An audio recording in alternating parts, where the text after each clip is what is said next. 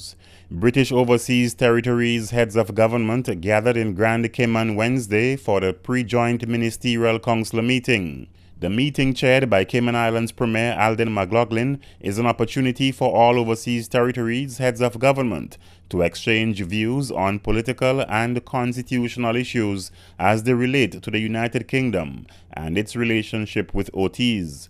Heads of government from Anguilla, Bermuda, BVI, the Falkland Islands, Gibraltar, and Montserrat were represented at the two-day pre-joint ministerial council. According to Cayman 27, passport printing in the UK and the British Prime Minister's push for an open registry to see whose names are on accounts and registries were among the topics to feature in the meeting. The meeting sets the tone for the joint ministerial council meeting with the UK in December 2014 in London. Modern-day pirates are being blamed as 4 Guyanese fishermen have disappeared from their boat off the seas near the coast of the South American nation and its neighbor Suriname. Guyana's Agriculture Minister Leslie Ramsamy said the attack reportedly occurred off the coast of neighboring Suriname.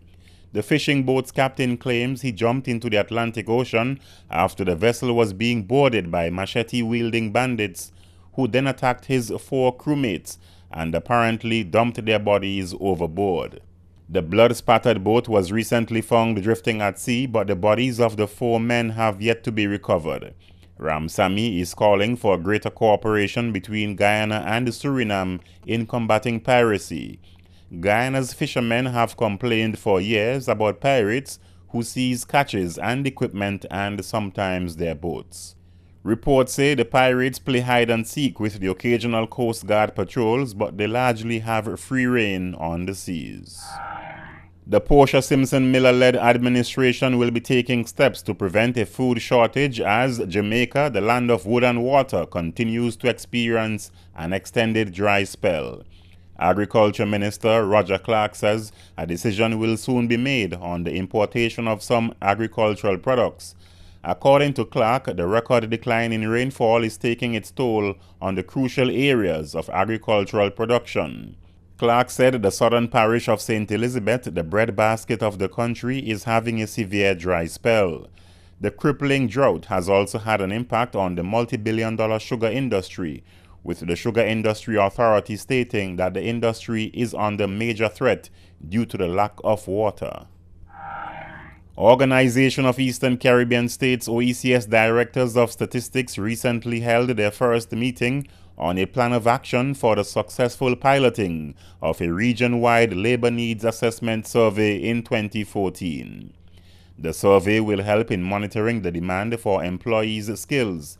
It will also assess the effectiveness of training programs that prepare persons for the job market. In addition, the OECS-wide Labor Needs Assessment Survey will evaluate difficulties encountered by employers in filling job vacancies. The June 25th to 26th seminar in St. Vincent and the Grenadines also considered a harmonized questionnaire to facilitate the piloting of the OECS-wide Labor Needs Assessment Survey. The meeting successfully drafted a core questionnaire, which in the coming weeks and months will be further revised and finalized ahead of the planned piloting in St. Vincent and the Grenadines. 2 modules will be added to the core questionnaire, namely the Technical Vocational Educational Training, or TVET, and the Department of Labor modules. After the initial piloting in St. Vincent and the Grenadines, the questionnaire will be further piloted in St. Lucia and Grenada.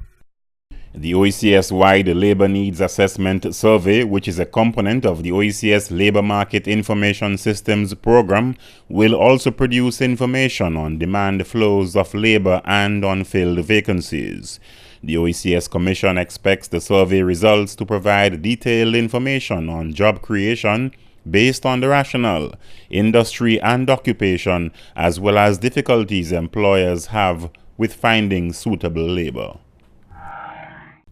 And finally, in this week's regional news edition, West Indies cricket icons Sir Garfield Sobers and Sir Vivian Richards have been appointed to key roles in the Caribbean Premier League. Sir Gary, widely considered the finest all-rounder in the game's history, was recently announced as the CPL's brand ambassador, while Sir Viv, one of the game's most dominant batsmen, will serve as performance director. Only this year, Sir Viv was named the mentor to the Antigua Hawksbills, the franchise where he served as a team manager in the inaugural edition of the CPL last year.